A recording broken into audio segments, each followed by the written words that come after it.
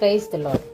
ఈరోజు దేవుడు మనతో మాట్లాడుతున్న వాక్యము వాగ్దానము కీర్తనల గ్రంథము 94వ అధ్యాయము 19వ వచనము. నా అంతరంగమందు విచారములు హెచ్చగా నీ గొప్ప ఆదరణ నా ప్రాణమునకు నెమ్మది కలుగజేయుచున్నది.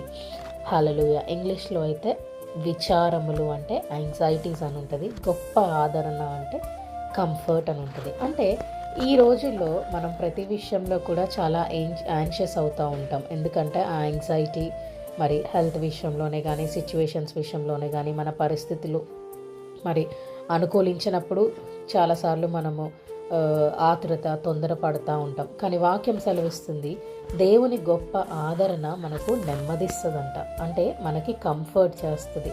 మనం ఎప్పుడు కూడా we are always grateful for the joy because we are loved by our God.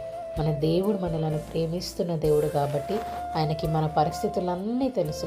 మనం ఎప్పుడైనా కూడా ఎలాంటి సమయంలో కూడా పడిపోయినా ఆయన మనతోనే ఉండి ఆయన గొప్ప ప్రేమ, ఆయన గొప్ప ఆదరణ మనకి నెమ్మది కలుగజేస్తూ ఉంటుందంట.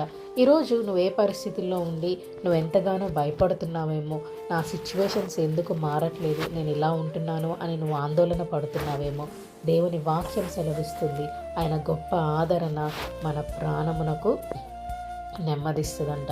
సో ఆ నెమ్మది హృదయముని కలిగి మనం ఉందాం. ఎప్పుడు కూడా మనము దేవుని చేత మనము ప్రేమించబడుతున్నాము. ఆయన ప్రేమ గొప్పది, ఆయన కృప గొప్పది, ఆయన కటాక్షము గొప్పది, ఆయన డివైన్ మర్సీ ఎప్పుడు కూడా మనతో పాటే ఉంటుంది. ఈ వాక్యం మన జీవితంలో నెరవేరాలని అందరం గట్టిగా ఆమేన్ చెప్దాం. May the lord bless you and give you peace.